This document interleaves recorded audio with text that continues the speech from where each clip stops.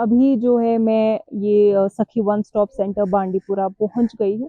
अब हमारी मुलाकात होगी अंदर जो यहाँ के इंचार्ज है इशरत जी, उनसे बात करेंगे। और गुड आफ्टरनून मैम। जी कैसे हैं आप? ठीक है अच्छे से? जी जी, आप ठीक है? जी अच्छे से पहुंच गए? जी जी जी, शुक्र अल्लाह का। वेलकम। चलो आ जाइए,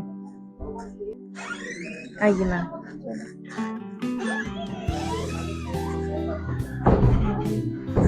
ये है हमारा काउंसलर्स चैम्बर, जहाँ काउंसलिंग होती है। अच्छा हाँ, तो यहाँ पे आपके काउंसलर्स वगैरह बैठते हैं? बिल्कुल बिल्कुल। तो यहाँ उनकी सेपरेट काउंसलिंग होती है। जो भी केसेस आते हैं पहले हम उनको काउंसलिंग देते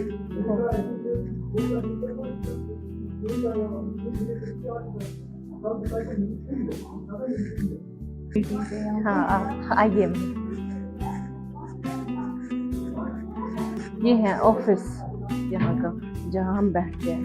अच्छा जी ये सब आपके ऑफिस में काम जी करते जी, हैं? ये केस वर्कर्स है और वो आईटी है। ओके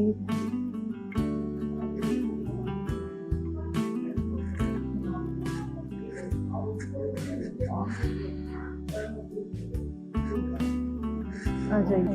अच्छा, तो यहाँ पे पेंट्री वगैरह भी है? ये है आपको कैसे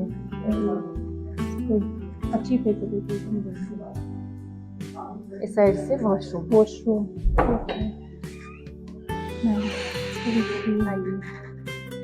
मेल्स के लिए अलग हाँ, है, फीमेल्स फीमेल्स के लिए अलग है। ये दूसरा वॉशरूम है जी, और ऊपर भी है।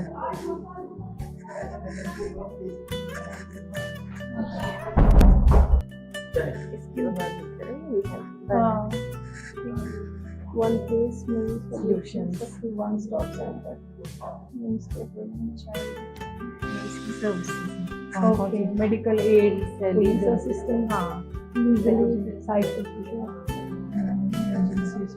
ये वीडियो कॉन्फ्रेंस का कैसे? ये जब कोई यहाँ आना नहीं चाहता है हाँ तो वो वीडियो कॉल। अच्छा वो ऑनलाइन भी कर सकते हैं। हाँ। ग्रेट। जी जी। तो ये आप शेल्टर रूम, आप अंदर आ जाइए। ये हमारा शेल्टर रूम है।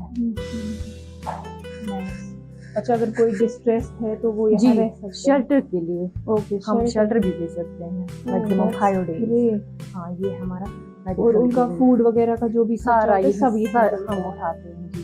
ठीक है, मेडिकल केयर वगैरह सारे ट्रीटमेंट फर्स्ट एड हम यहाँ दे सकते हैं। उसके बाद अगर कोई ज्यादा मसला हो तो हॉस्पिटल। तो फिर रात को भी यहाँ कोई स्टे? हाँ, हम करते हैं बिल्कुल। अच्छा खुद बैठते हैं। हाँ, अरे सब बैठते हैं।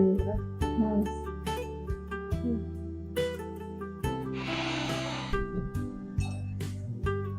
ये हमारा दूसरा शेल्टर रूम। अच्छा जी। नाइस।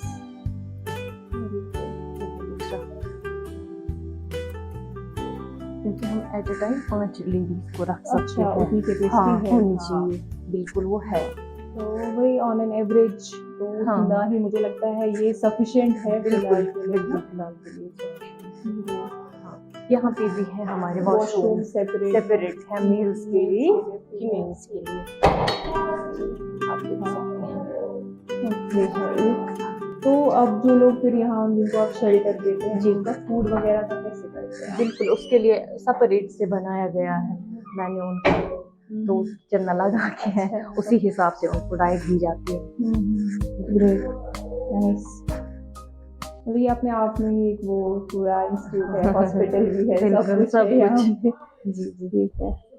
औरतों के खिलाफ जुल्म और तशद्दुद की जो खबरें हैं वो लगातार न्यूज़पेपर्स की जीनत बनी हुई है। और अगर हम जम्मू कश्मीर की बात करें तो डोमेस्टिक वायलेंस के जो केसेस हैं वो उरूज पे है। और इसी सिलसिले में आज हम आए हैं डिस्ट्रिक्ट बांडीपुरा में, और अभी हम मौजूद हैं एक सखी सेंटर के अंदर, जहां पे हम बात करेंगे कुछ प्रोफेशनल से और ये जानने की कोशिश करेंगे कि जम्मू कश्मीर में और खासकर डिस्ट्रिक्ट बांडीपुरा में जो डोमेस्टिक वायलेंस के केसेस हैं उनका क्या रेशियो है और किस तरह से उन्हें कॉम्बैट किया जा सकता है।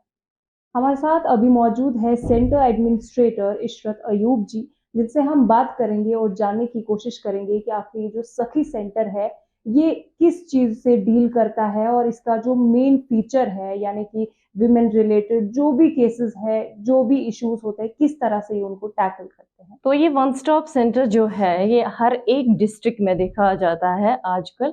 तो वन स्टॉप सेंटर उन औरतों के लिए है जिनके साथ किसी भी किस्म का वायलेंस हुआ हो। ये वायलेंस हम देखते हैं, ये फिजिकल भी हो सकता है, मेंटल, सेक्सुअल हरासमेंट जैसे है।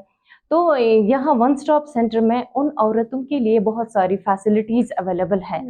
हर एक औरत यहाँ आ सकती है जिसके साथ इनमें से किसी भी किस्म का वायलेंस हुआ हो। तो अगर हम डिस्ट्रिक्ट बांडीपोरा की बात करें, यहाँ पे ज्यादातर केसेस आज तक हमें देखने को मिले वो है डोमेस्टिक वायलेंस केसेस। तो यहाँ हमने आज तक रजिस्टर जो केसेस किए हैं वो है 382। उनमें कुछ केसेस हैं लैंड डिस्प्यूट के और कुछ है साइबर क्राइम, और बाकी सारे जो है वो है डोमेस्टिक वायलेंस केसेस। तो जैसे हमने यहाँ 2020 में हमने स्टार्ट किया वन स्टॉप सेंटर, तो सबसे पहले हम अगर डिस्ट्रिक्ट बांडीपोरा की बात करें, पहले लग रहा था कि डिस्ट्रिक्ट बांडीपोरा में ऐसे केसेस मुझे नहीं लग रहे थे, लेकिन जो ही दिन ब दिन हमने यहाँ देखा, उसके साथ ही यहाँ कोविड स्टार्ट हुआ। कोविड में हमने ये देखा कि जो केसेस हैं वो बहुत रेज हो गए हैं। तो आजकल अगर हम बात करें, आजकल हफ्ते में 5-6 केसेस आते हैं, तो महीने में एवरेज हमारी रहती है 20 भी, कभी कभार 15 भी, 20 से ज्यादा भी होते हैं। तो लेकिन ज्यादातर अगर हम देखते हैं वो डोमेस्टिक वायलेंस केसेस आते हैं। तो मैं आपसे कहना चाहती हूँ, जैसे कोई केस हमारे पास आता है डोमेस्टिक वायलेंस का, तो उसमें अक्सर देखा जाता है, हमने देखा, मैं अपनी एक्सपीरियंस बोलूंगी, तो लड़की को ज्यादातर हस्बैंड के साथ इश्यू रहता है या इन लॉज के साथ। तो सबसे पहले हम क्या करते हैं, पहले हम उस औरत को बिठाते हैं, उसको देखते हैं, क्योंकि इसका नाम सखी सेंटर क्यों पड़ा है, मैं ये कहना चाहूंगी, इसकी सखी का मतलब ही है सहेली।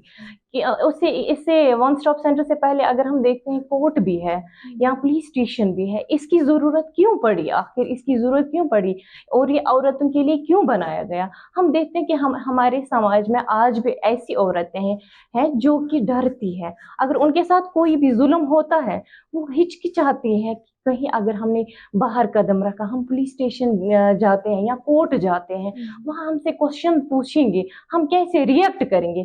तो सखी सेंटर इसीलिए बना है कि हम उनको वो एटमॉस्फेयर यहाँ प्रोवाइड करते हैं, उनको लगना चाहिए कि ये जो हमारी यहाँ ये बहनें हैं, सहेलियां हैं, तब जाके वो अपना दुख जो उनके साथ हो वो आराम से फ्रीली हमसे शेयर करती हैं, तब जाके हम उनको उनका हल ढूंढते हैं। देखिए, जिस तरह आपने बोला कि औरतों के जो केसेस होते हैं डोमेस्टिक वायलेंस या हस्बैंड वाइफ का कॉन्फ्लिक्ट, तो ऐसे में जो उनके बच्चे होते हैं वो भी साइकोलॉजिकली अफेक्ट होते हैं, तो बच्चों को किस तरह से आप काउंसलिंग करते हैं? जैसे हमारे पास कोई कपल आ जाता है, कोई औरत आ जाती है कि मेरा हस्बैंड है वो मुझे घर में पीटता है, तो सबसे पहले हम उसको यहाँ बुलाते हैं, फिर उनकी सेपरेट काउंसलिंग होती है। तो फिर उनको जब सेपरेट काउंसलिंग की जाती है, उसके बाद हम 2-3 सेशंस दे देते हैं, उनको समझाते हैं कि जिस बात पर लड़ाई होती है वो समझाते हैं कि कहाँ पे आप गलत हैं, उनको अलग से समझाते हैं कहीं इनको ये ना हो जाए।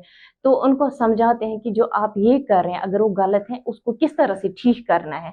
उसके बाद अगर हमें लगे हम सेटिस्फाई ना हुए कि इनको अभी समझ नहीं आ जाते, उसके बाद हम क्या करते हैं, उनकी फैमिली को भी बुलाते हैं, उनको समझाते हैं, क्योंकि जो फैमिली हेड्स होते हैं उनका भी इम्प्रेशन रह जाता है, उनको भी समझाने का अलग सा तरीका होता है, क्योंकि वो हेड ऑफ द फैमिली होते हैं, उनका असर रह जाता है फैमिली पे। तो उनको भी हम बुलाते हैं, कहीं ना कहीं अगर कहीं लड़की पे भी कोई गलती आ जाती है या लड़के पे कोई आते हैं तो उन दोनों को अच्छे से अंडरस्टैंड कराते हैं। उसके बाद बच्चों का आ जाता है, अगर बच्चे छोटे हो तो उनको समझाने की जरूरत है कपल को ही, कि अगर आप दोनों लड़ेंगे रोज रोज, जो ये बच्चे हैं ये भी कल को सीख जाएंगे। पहले तो आप इनको समझ यहाँ पे सिखाते हो कि लड़ाई कैसे करते हैं। इसीलिए जो भी अगर कोई भी घर में कोई मसला हो तो बच्चों को दूर रखे, साइड रखे, क्योंकि उनका असर डायरेक्टली उन पे पड़ जाता है अगर बड़े बच्चे हो।